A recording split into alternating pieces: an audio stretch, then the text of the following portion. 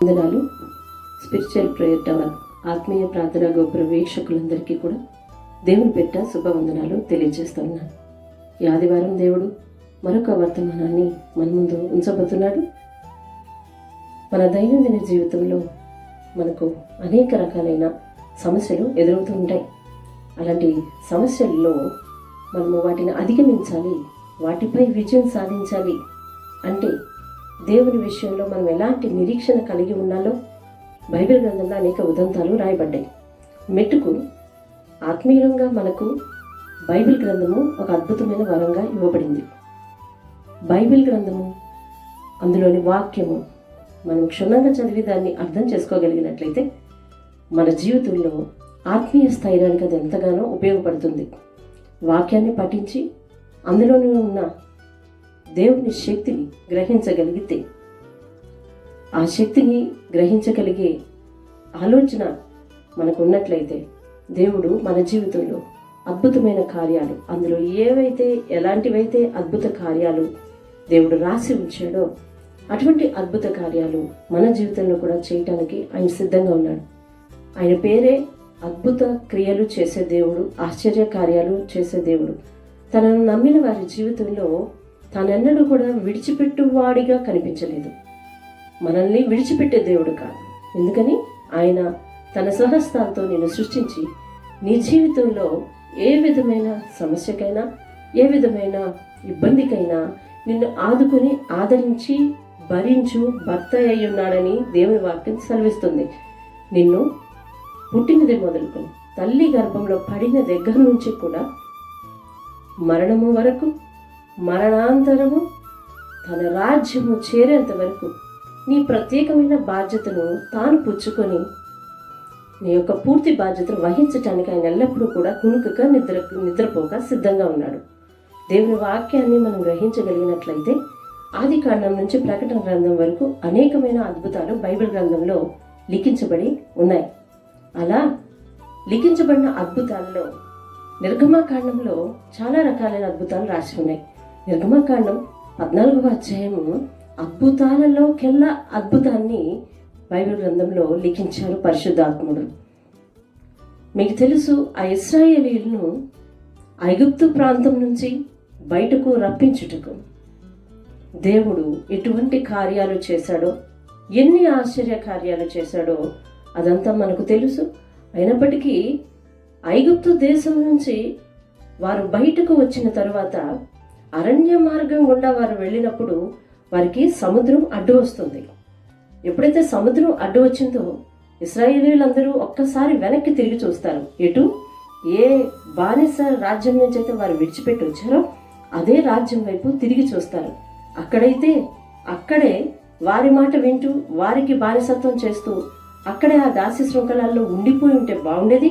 ఇప్పుడైతే మనమందరము కూడా సముద్రం అడ్డు వచ్చింది, ఇప్పుడు ఎటు వెళ్లే మార్గం లేదని ఆ సమస్యను చూసి భయపడుతూ ఉంటారు. మన జీవితంలో కూడా దేవుడు ఇప్పటికీ వీక్షకులైన మీ అందరి జీవితాలలో ఇప్పటికీ చాలా రకాలైన మేలు చేసి ఉంటాడు కదూ. మిమ్మల్ని కదిపితే చాలా రకాలైన సాక్ష్యాలు చెప్తారు.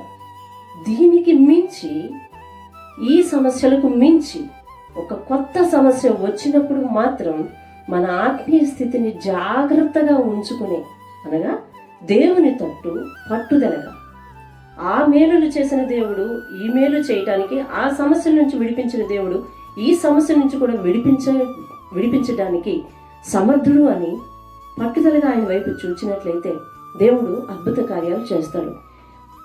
ఎన్నో వందల సంవత్సరాలు, వేల సంవత్సరాల క్రితం జరిగిన ఆ అద్భుత కార్యాలన్నీ బైబిల్ గ్రంథంలో లిఖించి ఉంచడానికి గల కారణం ఏమిటి? దాని వెనక ఆంతర్యం ఏమిటి?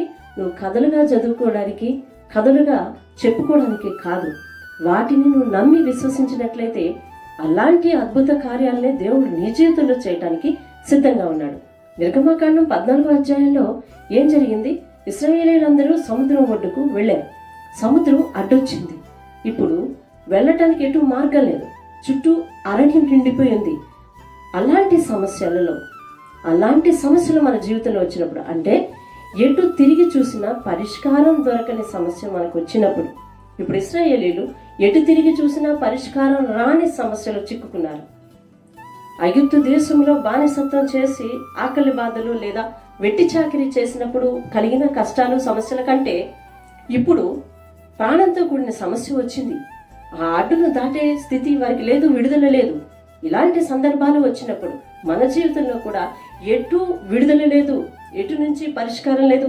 ఇక చావే శరణ్యం లేదా ఓటమే శరణ్యం, అపజయమే అవుతుంది మనకి అని కనిపించే అనేక సందర్భాలలో దేవుడు అద్భుత కార్యాలు చేస్తాడు అనుటకు ఈ వాక్యాలు, ఈ అధ్యాయం ఎంతగానో ఉపయోగపడుతుంది. నీకు నాకు ఆత్మీయ స్థైర్యాన్ని ఇవ్వటానికే పరిశుద్ధాత్ముడు ఆ యొక్క జరిగిన సంఘటనలను లిఖించి ఉంచాడు.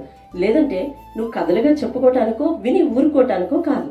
అయితే నిర్గమాకాండం 14వ అధ్యాయంలో అక్కడ 13, 15 వచనాలను నేను మీ ముందు ఉంచుతాను. చూడండి. అందుకు మోషే, భయపడకుడి, యెహోవా మీకు నేడు కలగజేయు రక్షణను మీరు ఊరక నిలుచుండి చూడుడి. మీరు నేడు చూచిన ఐగుప్తీయులను ఇక మీదట మరి ఎన్నడూనూ చూడరు. యెహోవా మీ పక్షమున యుద్ధము చేయును, మీరు ఊరకయే ఉండవలెనని ప్రజలతో చెప్పెను. 15వ వచనం. అంతలో యెహోవా మోషేతో, నీవేళ నాకు మొరపెట్టుచున్నావు, సాగిపోవుడి అని ఇశ్రాయేలుతో చెప్పుము. దేవుని వాక్యాన్ని విన్నారు కదా. మన జీవితంలో ఎటు తప్పించుకోలేని, ఎటు చూసినా విడుదల లేదు అనేటటువంటి సమస్యలు మన జీవితంలో వచ్చినప్పుడు, అలాంటి సమస్యల్లో మనం అద్భుతం చూడాలి అంటే ఖచ్చితంగా పాటించవలసిన 5 సోపానాలు ఉన్నాయి. ఖచ్చితంగా పాటించాలి. ఆ సోపానాలను అనగా ఆ పద్ధతులను నువ్వు పాటించినట్లయితే ఖచ్చితంగా నీ సమస్య అలాంటిదైనా దాని నుంచి నువ్వు బయటపడతావు, ఒక అద్భుతాన్ని చూస్తావు. ఏమిటా 5 సోపానాలు, ఏమిటా 5 పద్ధతులు? ఇప్పుడు మీరు చదివిన, మీరు విన్న ఆ వాక్యంలోనే ఉన్నది. నేను మీకు ఒక్కొక్కటి గుర్తు చేస్తుంటాను. చూడండి. 13వ వచనంలో ఇలాగ రాసి ఉంది, భయపడకుడి. This is the number 1, first step. నీ జీవితంలో సమస్య వచ్చినప్పుడు భయపడకుండా దేవుని తట్టు చూడటం అనేది రావాలి. మీకు గత వర్తమానం కూడా యూట్యూబ్లో భయపడకు బలపడు అనే వర్తమానాన్ని మేము రిలీజ్ చేయడం జరిగింది రీసెంట్గా. భయపడవద్దు, that is the first step. 5 సోపానాలు మనం పాటించాలి. అందులో మొట్టమొదటిది భయపడకు. నువ్వు భయపడకుండా ఉండాలి అంటే నీ హృదయము నిన్ను సృష్టించిన దేవుని వైపు ఎంత నమ్మకంగా చూడాలో తెలుసా? భయపడకూడదు. ఎప్పుడు భయపడవు? నిన్ను ఆదరించే వారు పక్కనే ఉన్నారని తెలిసినప్పుడు, విడుదల దగ్గరగా ఉందని తెలిసినప్పుడు కదా భయపడకుండా ఉండగలవు. దేవుని యందు దేవుడు నీ పక్కన ఉన్నాడు అన్న సంగతిని నువ్వు మర్చిపోకుండా ఉంటే దేవునితో పాటు విడుదలుంది, విడుదలతో పాటు దేవుడు ఉన్నాడు. కాబట్టి విడుదల నీ దగ్గర ఉందన్న విషయం నీకు తెలిసినప్పుడు నువ్వు భయపడకుండా ఉంటావు. మొట్టమొదటి స్టెప్ ఏమిటి? భయపడకుడి. భయపడకూడదు. సమస్యను చూసి భయపడకూడదు. శ్రమలు వచ్చినప్పుడు నీవు పిరికివానివి అయిపోతావు. శ్రమలు వచ్చినప్పుడు నువ్వు భయపడిన కృంగిపోయిన పిరికివానివి అవుతావు అని దేవుని వాక్యం సెలవిస్తుంది. సమస్య వచ్చినప్పుడు నీలో రావాల్సింది పిరికితనం కాదు, భయం కాదు, ధైర్యం రావాలి. భయపడకుండా ఉండే తత్వం రావాలి. భయపడకుండా ఉండే నిబ్బరం రావాలి. భయపడకుండా ఉండాలి అంటే నువ్వు దేవుని తట్టు నిబ్బరంగా సూటిగా చూడగలగాలి. నా దేవుడు నాతో సమస్యల్లో కూడా తోడై ఉంటాడు. ఇప్పటి వరకు మేలు చేసిన దేవుడు, ఇన్ని మేలులు నా జీవితంలో చేసిన దేవుడు ఈ సమస్య నుంచి నన్ను విడిపిస్తాడే తప్ప ఓడించడు అనే నమ్మకంతో ఆయన తట్టు చూడగలగాలి. That is the initial step, first step. భయపడకుండా ధైర్యంగా ఉండాలి. తర్వాత మోషేతో దేవుడు చెప్తున్నాడు. ఈ మాటలు ఎవరితో మాట్లాడారు? మోషేతో దేవుడు మాట్లాడాడు. ఎలా మాట్లాడాడు చూడండి. అందుకు మోషే ముందు చెప్తున్నాడు. మోషే మాట్లాడుతున్నాడు, భయపడకుడి, యెహోవా మీకు నేడు కలగజేయు రక్షణను మీరు ఊరక నిలుచుండి చూడుడి. మోషే దేవుని యొక్క అద్భుత శక్తిని గ్రహించినవాడు, కళ్ళతో నేరుగా చూసినవాడు. కాబట్టి మోషే అనుభవంతో చెప్తా ఉన్నాడు, మీరు భయపడద్దు. అది ఫస్ట్ స్టెప్. నువ్వు భయపడకూడదు. సమస్య వచ్చినప్పుడు నువ్వు భయపడిపోయి బలహీనపడిపోయి ఆత్మను బలహీనం చేసుకొని శరీరాన్ని బలహీనం చేసుకొని తద్వారా నీ చుట్టూ ఉన్న వారిని అందరినీ భయభ్రాంతులకు లోని చేసి, ఇదంతా నీ అవిశ్వాసం వల్ల చోటు చేసుకుంటుంది. కాబట్టి ఆ పిరికితనం వల్ల చోటు చేసుకుంటుంది. కాబట్టి నువ్వు మొట్టమొదటిగా పాటించవలసింది ఏమిటంటే భయపడకూడదు. రెండవది, నేడు కలుగజేయు రక్షణను మీరు ఊరక నిలుచుండి చూడండి. కంగారు పడకూడదు. ఊరక నిల్చుండడం అంటే నిశ్శబ్దంగా ఉండడం. నిశ్శబ్దంగా ఉండి ఏం చేయాలో తర్వాత చూద్దాం. ముందు ఊరకుండా నిల్చుండుడి అని దేవుని వాక్యం సెలవిచ్చింది. ఊరకుండా నిల్చోవాలి. ఊరక ఉండి నిలుచుండి చూడుడి. నిశ్శబ్దంగా ఉండి నిలబడి చూడాలి. ఊరక ఉండడము అంటే దాని వెనుక ఆంతర్యం ఏమిటి? నిశ్శబ్దంగా ఉండండి అని దేవుడు చెప్పడం వల్ల, మోషే చెప్పడం వల్ల దాని ఆంతర్యం ఏమిటి? పరిశుద్ధాత్ముడు ఇక్కడ రాయించడం వల్ల, మోషే ప్రజలకు చెప్పడం వల్ల ఆంతర్యం ఏమిటి? ఇశ్రాయేలీలకు ఒక చెడు లక్షణం ఉంది. ఏమిటి అంటే, వారి జీవితంలో ఎన్ని అద్భుత కార్యాలు కళ్ళతో చూసినా మరొక కొత్త సమస్య వచ్చేసరికి వారు కంగారు పడిపోయే తత్వం ఉంది. సొణిగే తత్వం ఉంది. సనుగుడు బాగా అలవాటు వారికి. ఈ అలవాటు మనకుండకూడదని పరిశుద్ధాత్ముడు చెప్తా ఉన్నాడు. అరే మళ్ళీ సమస్యలో పడ్డమే, అరే దేవుడు నాకెందుకు ఈ సమస్యను ఇచ్చడే, దీని నుంచి నేను ఎలా విడిపింపబడతాను అని కంగారు పడిపోవడం అనేది చేయకూడదు. ఊరక నిలబడడం అంటే, నిశ్శబ్దంగా ఉండడం అంటే దేవుని యొక్క ఉద్దేశం వినండి. కంగారు పడి లోకం వైపు తిరిగిపోకూడదు. కంగారు పడి దేవుని దగ్గర మోకరించాల్సిన నువ్వు వీధుల వెంట పరిగెత్తడం కాదు. కంగారు పడి నీ చుట్టూ ఉన్న వారిని కంగారు పెట్టడం కాదు. సమస్య నీ జీవితంలోకి వచ్చినప్పుడు మొట్టమొదటి ఏం చేయాలి? భయపడకుండా ఉండాలి. ఎప్పుడైతే భయపడవో రెండోది కంగారు పెట్టే తత్వం నీకు ఉండదు. మొదటిది చాలా ప్రాముఖ్యమైన సంగతి, భయపడకుండా ఉండాలి.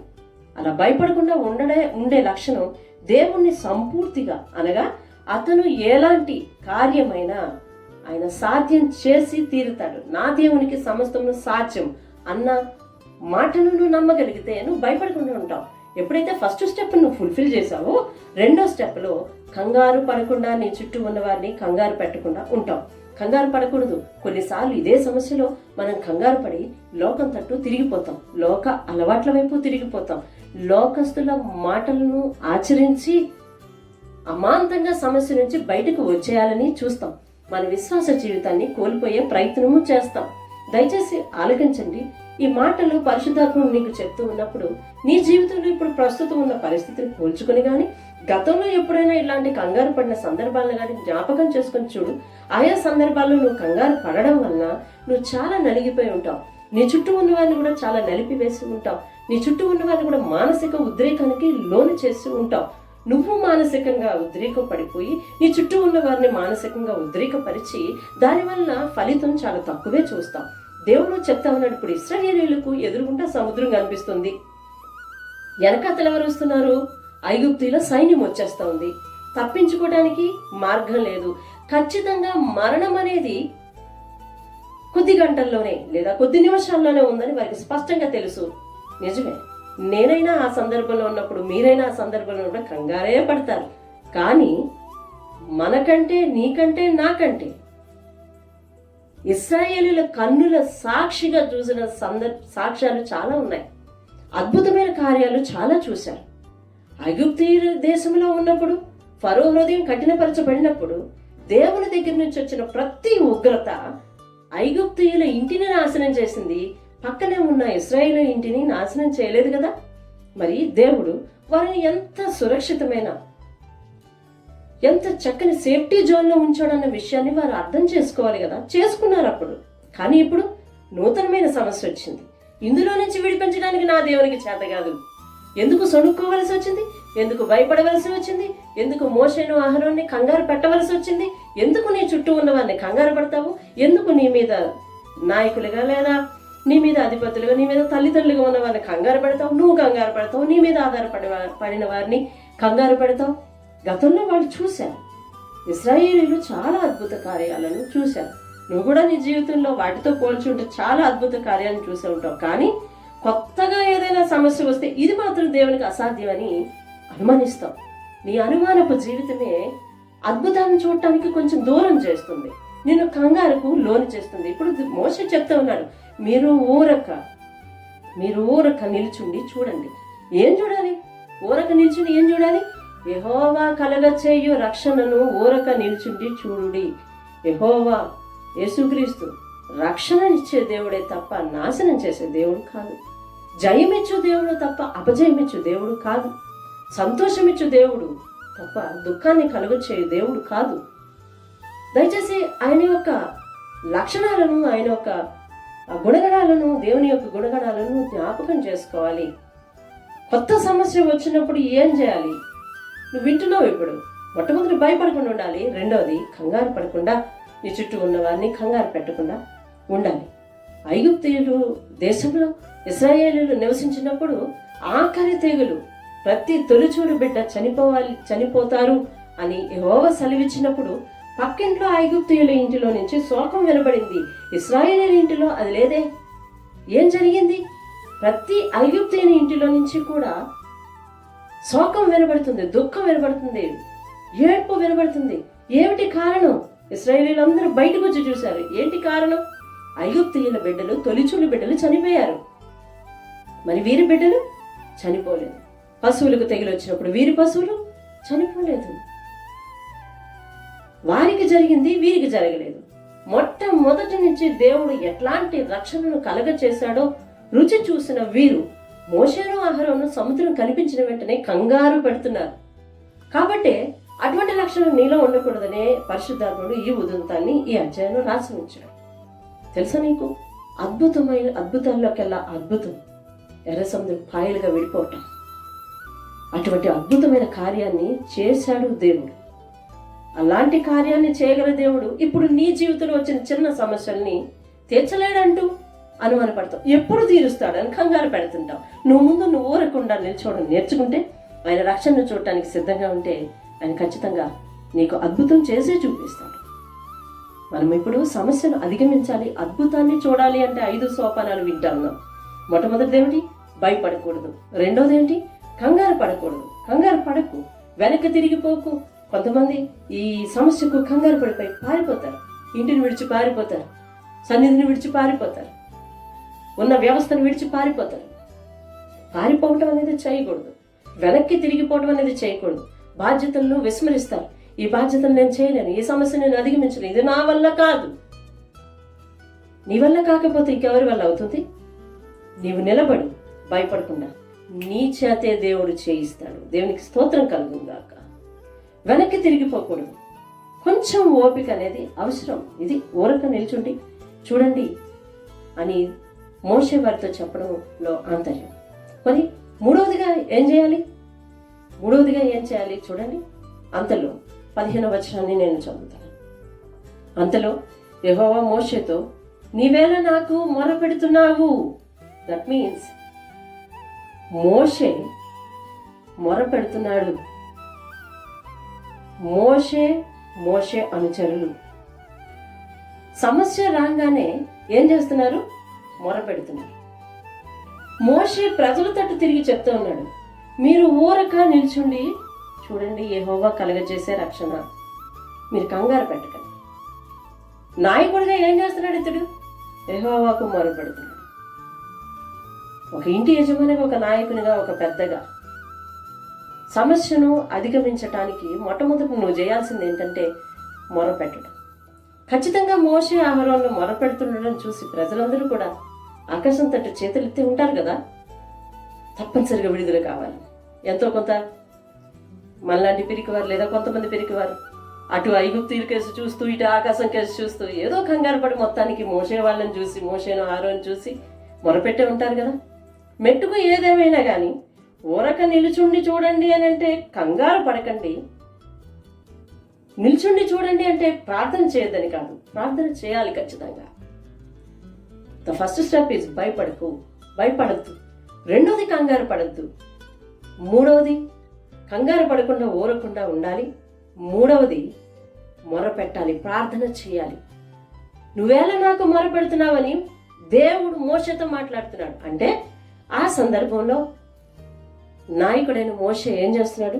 వీరికి ధైర్యం చెప్తున్నాడు, ఇతడు ప్రార్థన చేస్తున్నాడు. నువ్వు కూడా అంతే, అదే చేయాలి. నీ చుట్టూ ఉన్న వారిని ధైర్యపరచాలి, నువ్వు ప్రార్థన చేయాలి.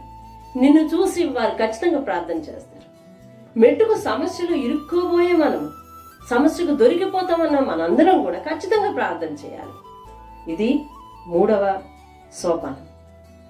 ఇప్పుడు మనం అద్భుతాలు చూడాలంటే 5 సోపానాలు అనేది వింటున్నాం. మొదటిది భయపడకండి, రెండవది కంగారు పడకండి, మూడవది ప్రార్థించండి. ఖచ్చితంగా ప్రార్థించాలి. ఫరో అనుకున్నాడు. ఏమనుకున్నాడు ఫరో? 3వ వచనాన్ని చూడండి. అదే అధ్యాయం 3వ వచనాన్ని చూడండి.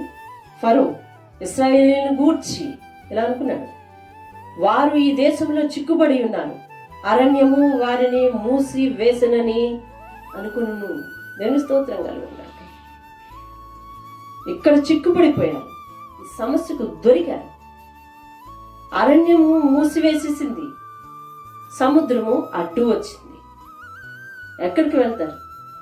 ఖచ్చితంగా చచ్చి తీరుతారు అనే ధైర్యంతో వస్తున్నాడు, మంచి కాన్ఫిడెన్స్తో వస్తున్నాడు ఫరో. సమస్యకు మాత్రం ఏ విధమైన అనుమానం లేదు. సమస్య అపవాది కల్పించేది. జాగ్రత్తగా విను. పరిశుద్ధాత్ముడు చెప్తున్నప్పుడు ఈ వచనాలు ఖచ్చితంగా, ఈ మాటలు ఖచ్చితంగా నువ్వు ఇనుముడింప చేసుకోవాలి. వినదగిరే వదిలిపెడితే దేవుని వాక్యం నీతో కూడా ఇంటికి ఎట్లా వస్తుంది? ఇంటిలో సమస్య పుట్టినప్పుడు ఆ వాక్యం నిన్ను ఎట్లా ఆదరిస్తుంది? జాగ్రత్తగా విను. సమస్య అపవాది సృష్టించింది. అపవాది సృష్టించిన సమస్యకు నిన్ను గెలుస్తాను అనే ధైర్యం ఉంది. జాగ్రత్తగా విను. అపవాది సృష్టించిన సమస్యకు నిన్ను గెలుస్తాను అనే ధైర్యం ఉంది. పరిశుద్ధాత్ముడిని కలిగి ఉన్న నీకు గెలుస్తాను అనే ధైర్యం లేదు. దేవుడిని కలిగి ఉన్నావు, నువ్వు గెలుస్తాననే ధైర్యం నీకు లేదు. అపవాది వల్ల కలిగింది సమస్య, దానికి ధైర్యం ఉంది నిన్ను గెలుస్తానని. ఎవరు గొప్ప అంటారు? నీవు గొప్ప కావాలని దేవుని యొక్క ఆలోచన. అందుకే చెప్తున్నాడు, విను. భయపడద్దు, కంగారు పడద్దు, ప్రార్థన చేయటం మానద్దు. ప్రార్థన లేకుండా విడుదల ఫ్రీగా వచ్చేస్తుందని మాత్రం అనుకోవద్దు. ప్రార్థన చేయాలి. నువ్వు చేయాలి, ఇంటి పెద్దగా నువ్వు చేయాలి, నాయకునిగా నువ్వు చేయాలి, ఒక యజమానిగా. నీ చుట్టూ ఉన్న వారందరూ చేసేటందుకు మాదిరి నువ్వు చూపాలి. ప్రార్థన అనేది చాలా ప్రాముఖ్యమైన సంగతి.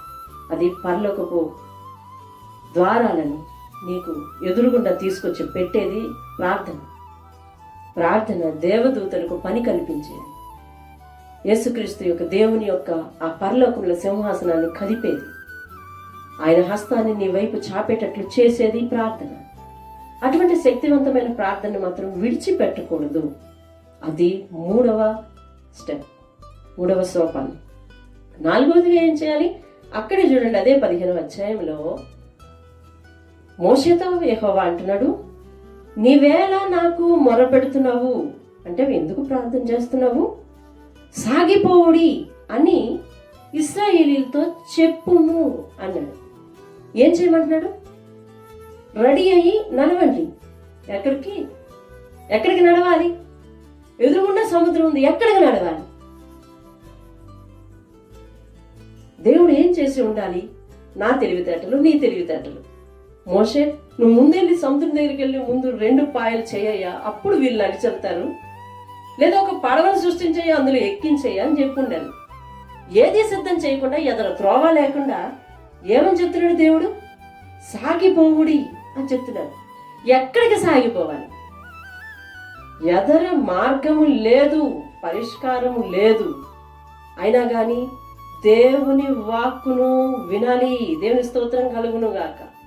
సాగిపోవుడి అంటే విడుదల చూడటానికి, కార్యాన్ని పొందుకోవటానికి సిద్ధపడి ఉండాలి. దేవునికి స్తోత్రం కలుగును గాక. విడుదల చూడడానికి. ఇప్పుడు విడుదల ఎదురు లేదు, పరిష్కారం ఎదురుగుండా లేదు. దేవుడు మోషేకి మొట్టమొదటి పని అప్పచెప్పాలి. ఏమని? ఆ సముద్రాన్ని దారి చేయమనో, లేకపోతే వీరిని ఇంకో మార్గం గుండా నడిపించమనో, ఏదో ఒక పరిష్కారం చెప్పి అప్పుడు వీరిని నడవండి అని చెప్పాలి. పరిష్కారం చెప్పకుండా దేవుడు ఏమని చెప్తున్నాడు? ముందు సాగిపోండి అని చెప్తున్నాడు. ధైర్యం ఉంటుందా నీకు?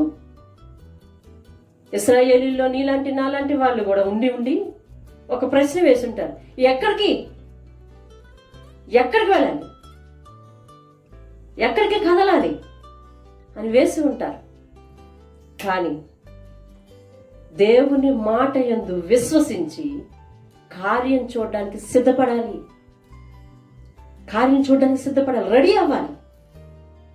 ముందు ఎక్కడుంది దారి చూపించు అని చెప్పి మోటముళ్ళు సర్దుకోవడం కాదు, ముందు రెడీ అవ్వండి, సాగిపోండి, స్టార్ట్ అవ్వండి అని చెప్పాడు. విడుదల చూడడానికి నువ్వు స్టార్ట్ కావాలి. పరిష్కారం నీకు ఎదుట లేకపోయినా కార్యాన్ని చూడటానికి సంసిద్ధపడాలి. యెహోషువ గ్రంథంలో ఒక మాట ఉంది, దాన్ని మీ ముందు ఉంచుతాను చూడండి. 3వ అధ్యాయము 5వ వచనం. 3వ అధ్యాయము 5వ వచనం. మరియు యెహోషువ, ఇక్కడ యెహోషువ ప్రజలతో మాట్లాడుతున్నాడు. మరియు యెహోషువ, రేపు యెహోవా మీ మధ్య అద్భుత కార్యములను చేయును గనుక మిమ్మును మీరు పరిశుద్ధపరచుకునుడి అని జనులకు ఆజ్ఞ ఇచ్చెను. దేవునికి స్తోత్రం కలుగును. దేవుని వాక్యాన్ని ప్రతి పదాన్ని క్షుణ్ణంగా మనం అర్థం చేసుకోవాలి. యెహోషువ ప్రజలతో చెప్తున్నాడు, ఏమని చెప్తున్నాడు? రేపు యెహోవా మీ మధ్య అద్భుత కార్యాలు చేస్తాడు. ఎప్పుడు చేస్తాడు? రేపు. ఏం చేస్తాడు? అద్భుత కార్యాలు చేస్తాడు.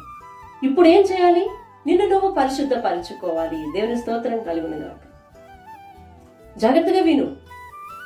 అద్భుతాన్ని చూడాలి అంటే నువ్వు ముందు రెడీ కావాలి. యెహోషువతో దేవుడు చెప్పింది అదే, మోషేతో అక్కడ దేవుడు చెప్పింది అదే. మోషేతో చెప్తున్నాడు, సాగిపోండి, రెడీ అవ్వండి, నడవండి ముందుకు. ఏ నడవాలి? ఎదురుగుండా సముద్రం అడ్డుంది, అయినా నడవండి. ఆటంకం ఎదురుగుండా ఉన్నా దేవుడు ఖచ్చితంగా విడుదల చేస్తాడు అనే నమ్మకంతో నడవగలగాలి. అప్పుడు కూడా అద్భుతాలు చేసే దేవుణ్ణి చూడగలగాలి. దేవునికి స్తోత్రం కలుగును గాక. గత కాలంలో అద్భుతాలు చేశాడు, ఇప్పుడు కూడా చేస్తాడు. బైబిల్ గ్రంథాన్ని విశ్వసించాలి. అందులో రాసి ఉంచిన కార్యములన్నీ కూడా దేవుడు తన స్వహస్తంతో చేసి ఉంచాడు. చేసిన దేవుడు.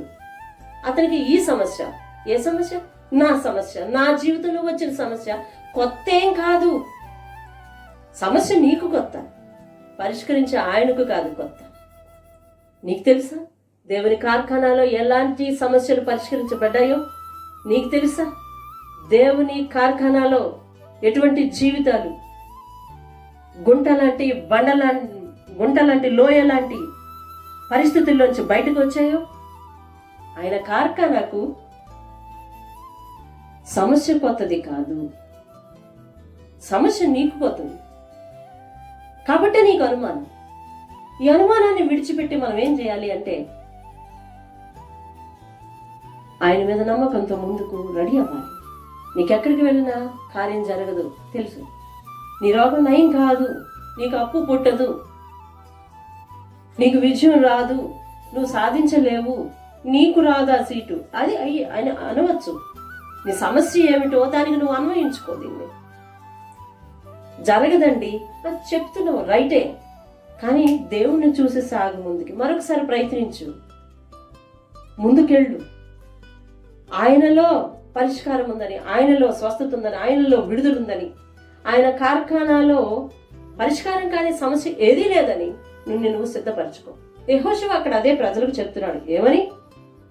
యెహోవా రేపు మీ మధ్య అద్భుత కార్యాలు చేయును గనుక మిమ్మల్ని మీరు పరిశుద్ధపరచుకొనుడి. దేవుని స్తోత్రం కలుగును గాక.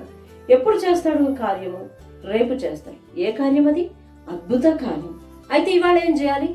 నిన్ను నువ్వు పరిశుద్ధపరచుకోవాలి. భయపడిన తత్వము, కంగారు పడిన తత్వంతో పాటు ప్రార్థించే తత్వం కూడా ఉండి నీ జీవితాన్ని పరిశుద్ధపరచుకోవాలి. ఖచ్చితంగా నీ జీవితాన్ని పరిశుద్ధపరచుకోవాలి. ఎలా పరిశుద్ధపరచుకోవాలి? మార్పు చెందాను, దేవుణ్ణి నమ్మాను అన్న నువ్వు మాట తీరులో మార్పు ఉండాలి, నీ చేష్టల్లో మార్పు ఉండాలి.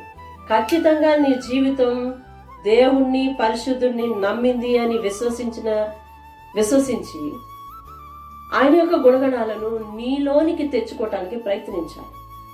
అంతకుముందున్న నీ పాప జీవితం విడిచిపెట్టడానికి ప్రయత్నించాలి. అంతకుముందు మాట తీరు మారిపోవాలి. అంతకుముందున్న చూపులు మారిపోవాలి. అంతకుముందున్న చేష్టలు మారిపోవాలి. అంతకుముందున్న తలంపులు మారిపోవాలి. అంతకు ముందున్న పిరికితనం, అంతకు ముందున్న అధైర్యం అన్ని కూడా విడిచిపెట్టాలి.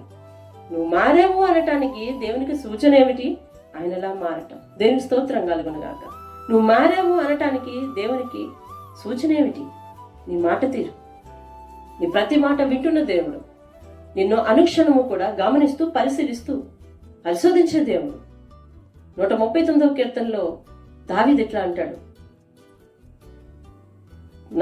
నా మాట నా నోట రాక మునిపే నేనేం మాట్లాడుతున్నాను నువ్వు వెరుగుదు. నేను కూర్చుండుట, లేచుట, పరుండుట సమస్తము నీకు తెలుస్తుంది అంటున్నాడు.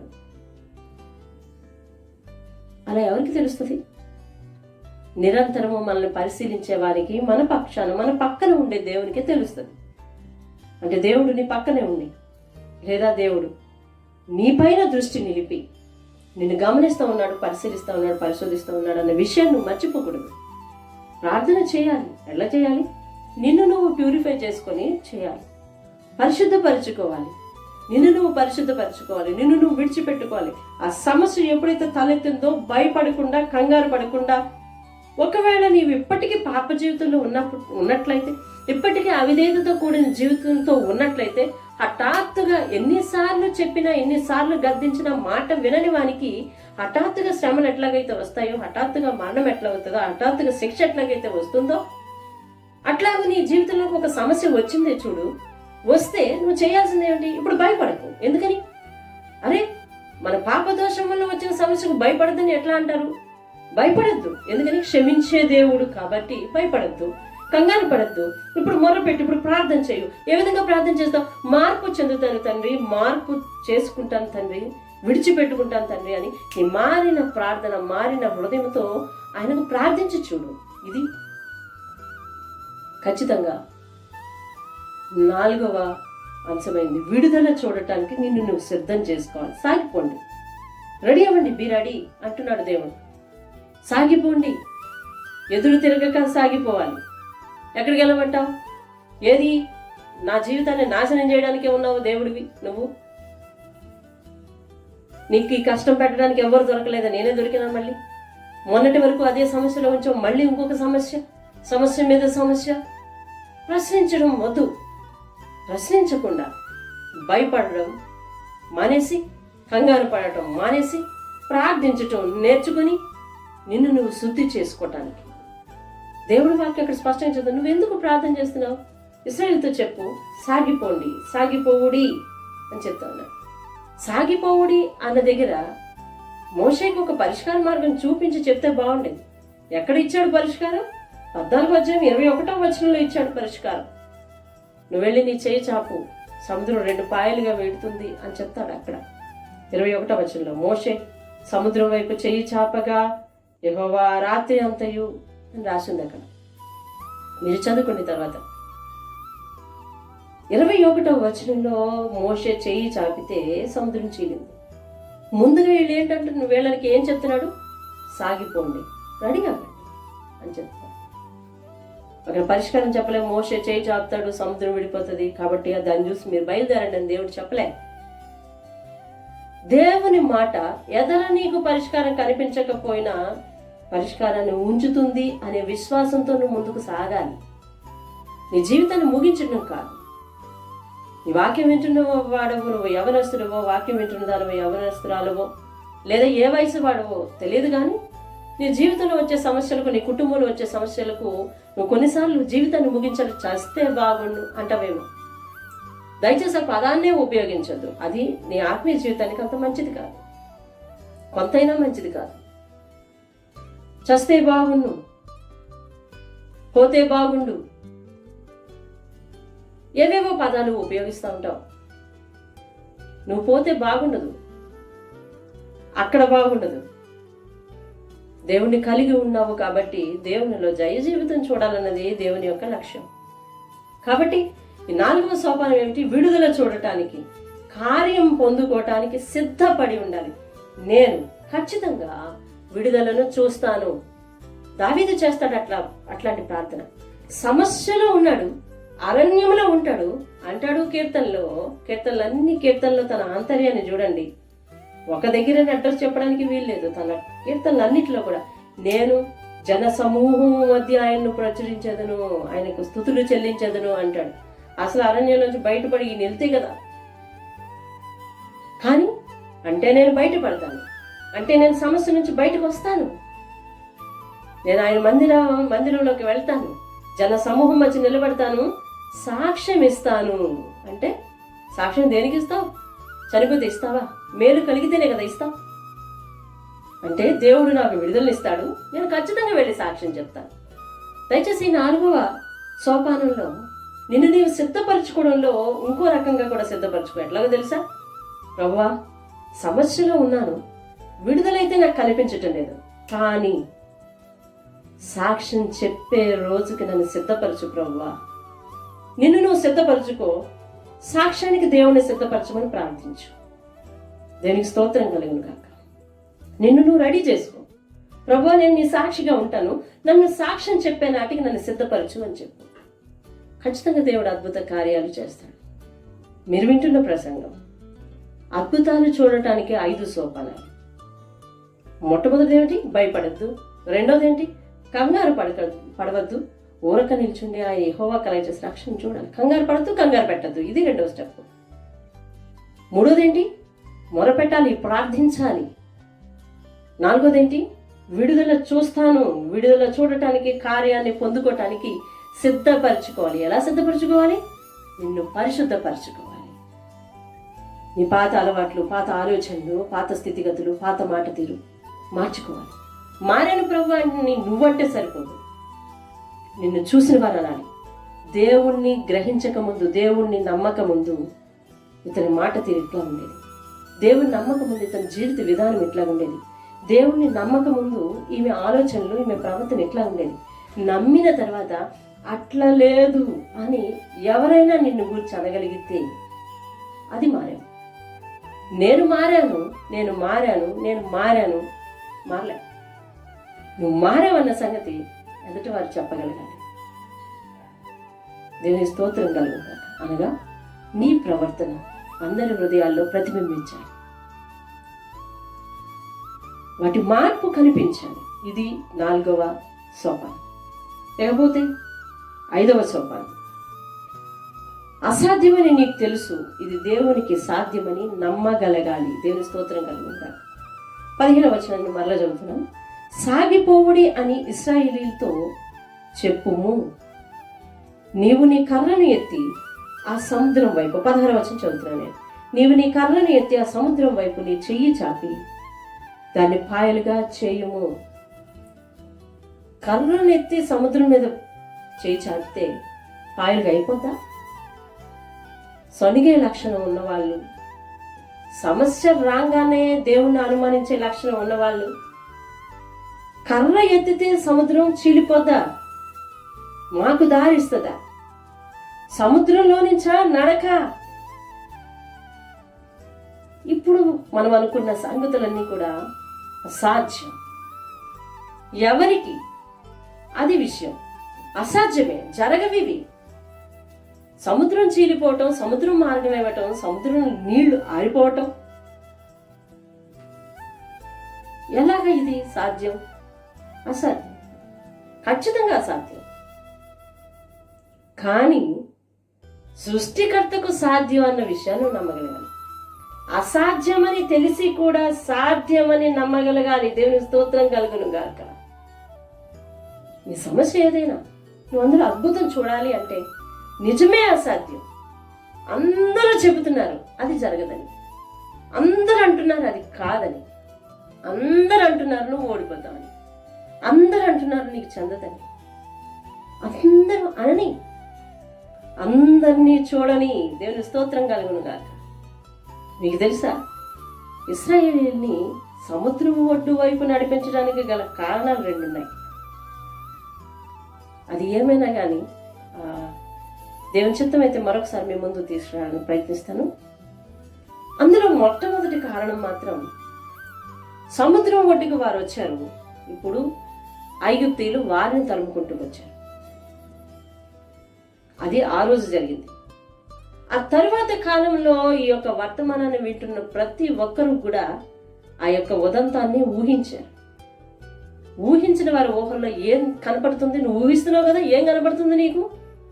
శత్రువు దాదాపు దగ్గరకు వస్తాడు. శత్రువు తన కళ్ళల్లో విజయాన్ని పెట్టుకుని వస్తాడు. సమస్య నిన్ను అధిగమిస్తుందనే నమ్మకంతో వస్తుంది. అయినా గాని దానికి నువ్వు దొరకవు. అది ఈ ఉదంతం నీకు నేర్పేది. ఇప్పుడు మోషే కర్రనెత్తి దాని మీద కొట్టు, సముద్రం వైపు చేయి చాపు అనగానే ఇశ్రాయేలీయులందరూ విన్నారు. మోషే కూడా విన్నాడు. అది అసాధ్యమని తెలుసు, కానీ దేవుడికి సాధ్యమని నమ్మాలి. అసాధ్యమని నీకు తెలుసు, కానీ దేవునికి సాధ్యమని నమ్మాలి. లోకమంతా అంటున్నారు అది జరగదని, అందరూ స్టాంపు వేస్తున్నారు, ఇది జరగదు. ఎప్పుడైనా ఇలా జరిగిందా అంటూ ఉన్నారు. ఎందుకంటే గత కాలంలో అటువంటి అద్భుతాలు జరిగి ఉండకపోవచ్చు. నువ్వు వింటున్న ప్రతి వాక్యం కూడా నీ జీవితానికి అన్వయించుకో ఒకసారి. నిజమే, మీ ఊరిలో నీ జీవితంలో జరిగినట్టు గత కాలంలో ఎవరి జీవితంలో జరిగి ఉండలేదు, కానీ నీ జీవితంలో జరిగింది. ఎలా? ఆ దేవునికి సమస్తము సాధ్యం. అతని కార్ఖానాలోకి కొత్త సమస్య, పాత సమస్య, ఇది నువ్వు ఆలోచించద్దు. అలాంటి ఎన్నో సమస్యలు ఆయన తీర్చాడు. సమస్య నీకు కొత్త, ఆయనకు కాదు. దయచేసి జాగ్రత్తగా విను. అద్భుతాలు చూడాలి అంటే అసాధ్యమే గాని నేను నమ్మిన దేవునికి ఇది సాధ్యం. నా సమస్యకు పరిష్కారం అసాధ్యమే గాని నేను నమ్మిన దేవునికి ఇది సాధ్యం అని నువ్వు నమ్మగలవు. ఇశ్రాయేలీయులకు ఎర్ర సముద్రం అడ్డు వచ్చింది. ఐగుప్తీయుల రౌతులు గుర్రములు విజయోత్సవముతో పరుగులు పెడుతున్నారు శత్రువును చిక్కించుకున్నట్టుకు. భయపడవద్దు అని మోషే జనులకు చెప్తా ఉన్నాడు. రక్షణ చూస్తాం, మీరు భయపడవద్దు, దేవుని సహాయాన్ని మనం చూస్తాం. మోషే చేయి చాపాడు. చూడండి, ఎర్ర సముద్రం నిలువెత్తు గోడల వలె నీరు ఎలా నిలిచిపోయిందో. ఐగుప్తీయులు ఆశ్చర్యపోతున్నారు. దేవుని కార్యాన్ని చూసి వారు వాపోతున్నారు. ఇశ్రాయేలు సైన్యం ఇప్పుడు దేవుని ఆశ్చర్య కార్యాన్ని చూస్తూ, నిలువెత్తు గోడలను చూస్తూ సంతోషంతో ముందుకు వెళ్తూ ఉన్నారు. అద్భుతాలు చేయి దేవుని హస్తం. ఐగుప్తీయులు వెంటనే ఆలోచించకుండా వారు సముద్రం మధ్యకు వెళ్తూ ఉన్నారు. మనకు దొరకక మానరు అని చెప్పి వారినే వెంబడిస్తూ ఉన్నారు. వారు సముద్రాన్ని దాటారు. వెంటనే నిలిచిపోయిన నీళ్లు మరలా నేలకు పడిపోయినాయి. ఆలోచన లేని ఐగుప్తు సైన్యం, దేవుని అద్భుత క్రియలను గ్రహించలేని సైన్యం నీట మునిగిపోయింది. శవాలు నీళ్లలో తేలి పైకి తేలి ఆడుతూ ఉన్నాయి. ఇశ్రాయేలీయులు దేవుని స్తుతిస్తున్నారు. అద్భుత కార్యాలు చేసే దేవుని స్తుతిస్తున్నారు. దేవుడు నిన్ను రక్షించడమే తన బాధ్యతగా పెట్టుకున్నవాడు. ఇశ్రాయేలీయులను కాపాడువాడు కునుకడు నిద్రపోడు, కునుకడు నిద్రపోడు, కునుకడు నిద్రపోడు అని నిద్రలో లేపి అడిగిన నువ్వు ఆ వాక్యాన్ని కంటతా పెట్టి చెప్తావు. కునుకకుండా నిద్రపోకుండా ఏం చేస్తున్నాడు? ఇశ్రాయేలీయులను కాపాడుతున్నాడు. అనగా నీకు ఏ హాని కలగకుండా చూడటానికి ఆయన దీవారాత్రిలో మేల్కొనే ఉంటున్నాడు. దయచేసి వాక్యాన్ని చదివి వదిలిపెట్టడం కాదు, దాన్ని విశ్వసించు. దాన్ని విశ్వసిస్తే ఖచ్చితంగా దేవుడు ఏ వాక్యాన్ని అయితే నువ్వు నమ్ముతున్నావో ఆ వాక్యము నీ జీవితంలో అద్భుతం చేసేలాగా నిన్ను నడిపిస్తుంది. అద్భుతాన్ని పొందుకునేలా నిన్ను నడిపిస్తుంది. అద్భుతాన్ని రుచి చూసేలా నిన్ను నడిపిస్తుంది. అద్భుతాన్ని చవి చూసేలా నడిపిస్తుంది. అద్భుతం గురించి వివరించే వివేచన నీకు ఇస్తుంది. దేవునికి స్తోత్రం కలుగునుగా. అద్భుతాలు చూడటానికి 5 సోపానాలు మరొకసారి మీ ముందు ఉంచుతున్నాను. నెంబర్ 1 ఈజ్ భయపడకండి. రెండోది, కంగారు పడకండి, నీ మీద ఆధారపడిన వారిని కంగారు పెట్టకండి. మూడవది, ప్రార్థించటం మానకండి, ప్రార్థించటం మానవద్దు. నాలుగోది, విడుదలను చూడటానికి సిద్ధపడి ఉండాలి. ఆ సిద్ధపాటు ఎలాగా? పరిశుద్ధపరచుకోవాలి నిన్ను, అనగా నీ ప్రవర్తనను పూర్తిగా మార్చుకోవాలి. క్లుప్తంగా చెప్పాలి అంటే నీ ప్రవర్తనను పూర్తిగా మార్చుకొని మారు మనసు పొందాలి. విడిచిపెట్టుకోవాల్సిన సంగతులు ఏమన్నా ఉంటే ఆ ప్రార్థనలో విడిచిపెట్టుకోవాలి. విడిచిపెట్టుకొని విడుదల చూడడానికి సిద్ధపడు. ఐదవది, నీ జ్ఞానానికి, చుట్టుప్రక్కల ఉన్న వారి జ్ఞానానికి, లోకానికి అది అసాధ్యమని తెలుసు, కానీ ఇది నా దేవునికి సాధ్యము అని నువ్వు నమ్మాలి. ఈ 5 సోపానాలు పాటించినట్లయితే ఖచ్చితంగా మనందరి జీవితాల్లో ఇప్పుడున్న సమస్యలోనే కాదు, రాబోయే జీవితంలో ఇంకెన్ని సమస్యలు వస్తాయో కదా, ఎలాంటి సమస్యలను మనము ఎదుర్కోవాల్సి వస్తుందో కదా, ఎవరి ద్వారా వస్తాయో, ఎప్పుడు వస్తాయో, ఎలా వస్తాయో, ఏ రూపంలో వస్తాయో, ఏ సమయంలో వస్తాయో తెలియదు. పోరాటం చేయాలి. జీవితంతో పోరాడుతూ ఉంటాం అస్తమాట. తెలుసా మనుషుల యొక్క జ్ఞానం ఎట్లాంటిదో? మరుక్షణం ఏం జరుగుతుందో తెలియని జ్ఞానం. ఎన్ని డిగ్రీలు సంపాదించినా 1వ తరగతి పిల్లవాడికి తెలియని విషయం అదే, 4 డిగ్రీలు సంపాదించుకున్న వాడికి తెలియని విషయం అదే. జ్ఞానం సమానమే. రాబోయే క్షణంలో, రాబోయే సమయంలో ఏం జరుగుతుందో మనకు తెలియదు. ఇలాంటి స్థితిలో నువ్వు నేను ఖచ్చితంగా దేవుని మీద ఆధారపడాలి. నీ సొంత తెలివితేటల మీద ఆధారపడడం కాదు సుమా. నీ సొంత తెలివితేటల మీద, నీకున్న ఉపాయం మీద ఆధారపడవద్దు. నీకున్న ధనబలం చేత, నీకున్న బంధుబలం చేత మరి నువ్వు అమితంగా దేవుని వాక్యానికి విరుద్ధంగా, జాగ్రత్తగా విను, అమితంగా దేవుని వాక్యానికి విరుద్ధంగా పెంచి పోషించే కుల బలం మీద కూడా నమ్మకం ఉంచొద్దు. అది పూర్తిగా దేవునికి విరుద్ధమైంది. ఖచ్చితంగా నేను అందులో నుంచి ఏ సహాయం అందకుండా దేవుడు విడిచిపెట్టేస్తాడు. ఎందుకంటే అది దేవుని వాక్యానికి విరుద్ధమైంది. కుల బలం, ఆర్థిక బలం, బంధుబలం లేదా కండబలం, బుద్ధి బలం, ఈ బలాలను ఆసరా చేసుకొని నేను రాబోయే రోజులు ఎలాంటి సమస్య వచ్చినా నాకు ఎటువంటి భయం లేదు అని ధీమా పడకు. నువ్వు పెంచుకోవాల్సింది, అభివృద్ధి చేసుకోవాల్సింది 5 సోపానాలు. దయచేసి వీటిని మన జీవితానికి అన్వయించుకొని రాబోయే రోజుల్లో జయ జీవితాన్ని జీవించడానికిను, క్రీస్తు యందు సాక్షిగా ఉండటానికిను, అనేక మంది బలహీన స్థితిలో ఉన్నప్పుడు, సమస్యల్లో ఉన్నప్పుడు వారికి ధైర్యం ఇచ్చి బలపరచుటకు ఈ యొక్క 5 సోపానాలు నీకు, నీ చుట్టూ ఉన్న వారికి, నీ కుటుంబం వారికి ఎంతగానో ఉపయోగపడాలని ప్రార్థన చేసుకుందాం. మహాపరిశుద్ధుడా, ప్రేమగల మా తండ్రి, నీ పరిశుద్ధ పాదాలకు వందనాలు చెల్లిస్తామన్నా. మానవ జీవితం చనిపోయే వరకు సమస్యల వలయమేనైనా, ఏ రోజు ఏ సమస్య ఎప్పుడు ఎలా ఏ రూపంలో మా మీద దాడి చేస్తుందో మాకు తెలియదు. అటువంటి సమస్యలను మేము ఎదుర్కోవటానికి మాకు కావలసిన ధైర్యాన్ని ఈ వర్తమానం ద్వారా మాకు ఇచ్చినందుకు ఉన్నారు.